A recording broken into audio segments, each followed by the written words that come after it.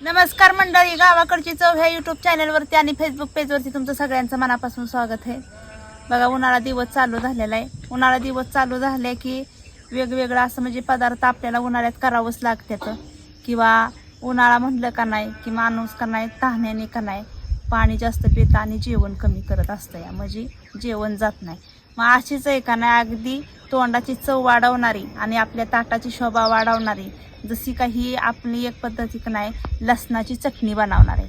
आता लसणाची चटणी मी बनवणार आहे, पण एकदम साध्या आणि सोप्या पद्धतीने बनवणार आहे.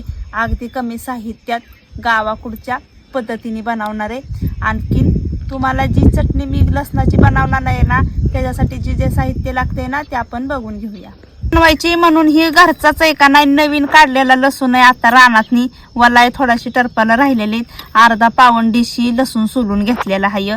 आणि त्यासाठी आपण घरच्या आता काय जणी का नाही वेगवेगळ्या पद्धती सापली ज्वाला मिरची घालतात, बिगडी मिरची घालतात, अशा मिरच्या घालून एका नाही चटणी बनवतात लसणाची. तर आपण एका नाही ही आमच्या घरच्याच आल्यातल्या मिरच्या आहेत, ह्या थोड्याशा आणि तिखट असल्यामुळं कमी घेतलेल्या आहेत.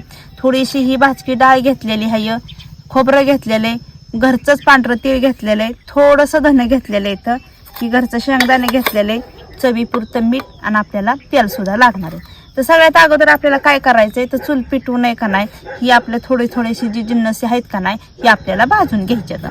तर अगोदर चूल पेटवते. चांगली पेटलेली आहे, कढई ठेवली, त्याच्यात अगोदर आहे का नाही आपण ही पांढरं तीळ आहे का नाही ही भाजून घ्यायच्यात. चांगली कढई तापली, त्याच्यात घालायचे आपल्याला पांढरं तीळ. जेवढं घेतलंय म्हणजे आपल्याला एकसारखंच वापरायचंय, म्हणजे ना चटणी एकदम मस्त अशी होती. आता ही चांगलं तडतड वाजले की आपल्याला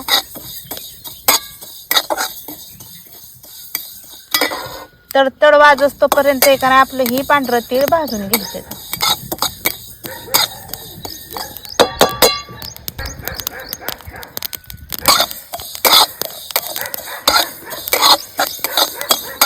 मस्त असं ही तीळ भाजले ते आता ही ताटात काढून घेते.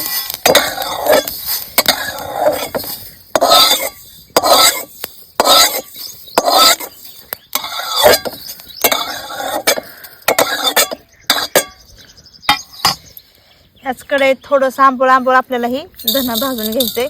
धण्याचं प्रमाण थोडंसं कमी घालायचं आपल्याला, कारण नुसता चटणीत मग धण्याचा वास येईल.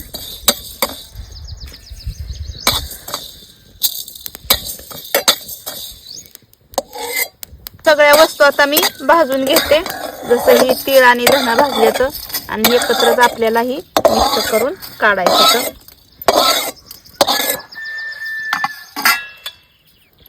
आता शेंगदाणा भाजून घेते. शेंगदाणा हे घरचंच येतं, त्यामुळं पॉलिश केलं नसल्यामुळं असं दिसतात. ही लसणाची चटणी बनवायला ना जास्त तेलाचं प्रमाण लागत नाही, आणि जास्त जर तेल वापरलं ना तर एकदम त्याच्या संगणा तेलकटपणा राहतो, आणि मग ती का नाही थोड्या दिवसातच चटणी खराब होते. ह्या पद्धतीने जर चटणी केली तर अगदी 1-2 महिने सुद्धा चटणी का नाही खराब होत नाही. चांगलं असं टरपाला डाग पडोस्तवर आपल्याला ही शेंगदाणं भाजून घ्यायच्यात. ही धनं, शेंगदाणे आणि तीळ हे आपण जर तेलात भाजलं का नाही तर ते कुटायला का नाही थोडंसं जड जातं आणि बारीक कुटलं जात नाही, म्हणून ही बिना तेलाचं आपण भाजून घेतलेलं आहे. आता आपण थोडंसं ह्याच्यात तेल टाकायचं.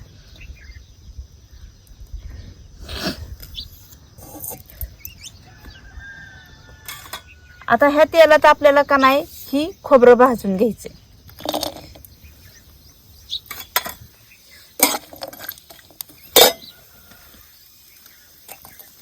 चांगलं अगदी लालसर होस्तवर ही खोबरं भाजून घेतले.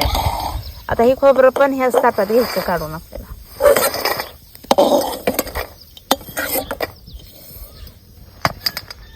थोडीशी हरभऱ्याची डाळ ही भाजकी डाळ घेतलेली आपण. त्या डाळीने काय होतं जास्त तेलाचं प्रमाण चटणीत उतरत नाही, म्हणून एका नाही थोडीशी ही सुद्धा आपण डाळ भाजून घेणार आहे.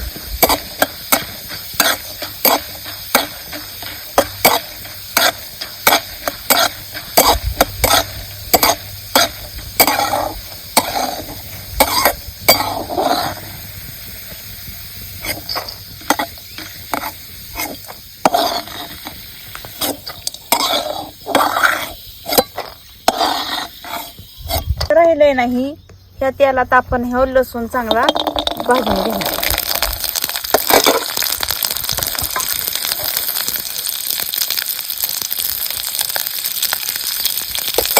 चांगला लसूण आपल्याला भाजून घ्यायचा. लसूण भाजून झालेला आहे.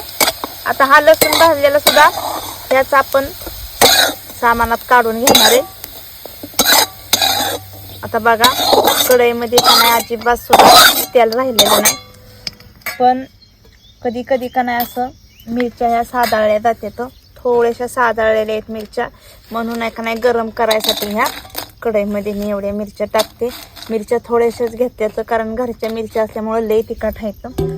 आता ही नुसती आपल्याला मिरची गरम करायची, यात तेल टाकायचं नाही. नुसती उलती पालती कडकपणा ह्याला आपल्याला आणायचं आहे. तापलेल्या कडक झालेल्या मिरच्या ह्या ताटात काढून घेते. आता सगळं साहित्य भाजून झालेलं आहे आपलं मस्त असं बघा.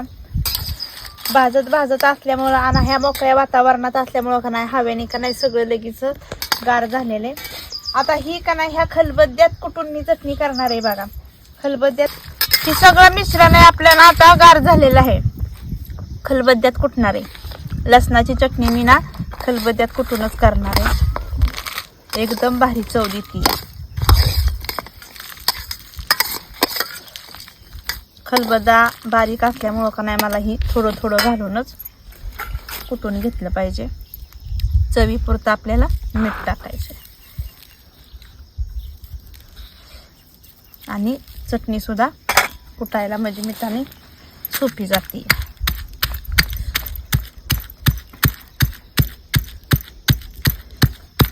ह्या पद्धतीने सगळी चटणी मी कुटून घेते.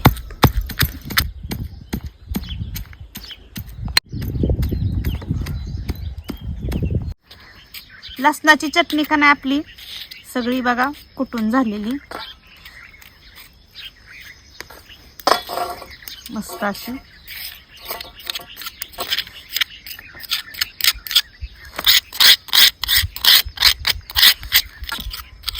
अशी वलसार केलेली नाही, बघू शकता तुम्ही. एकदम सुट्टी अशी आपण केलेली आहे. थोडासा लसूण आपला नावाच काढलेला आहे रानातला, वलसार असतोय वाळलेला नसतोय, त्याच्यामुळं का नाही थोडीशी चिकट होती. छान अशी आपली ही लसणाची चटणी तयार झालेली. तर ही चटणी का नाही आपण चपाती बरोबर भाकरी बरोबर पण खाऊ शकतो या. तर चला मंडळी, आजचा जर व्हिडिओ तुम्हाला जरा आवडला असेल तर आमच्या व्हिडिओला लाईक करा, शेअर करा, सबस्क्राईब करा.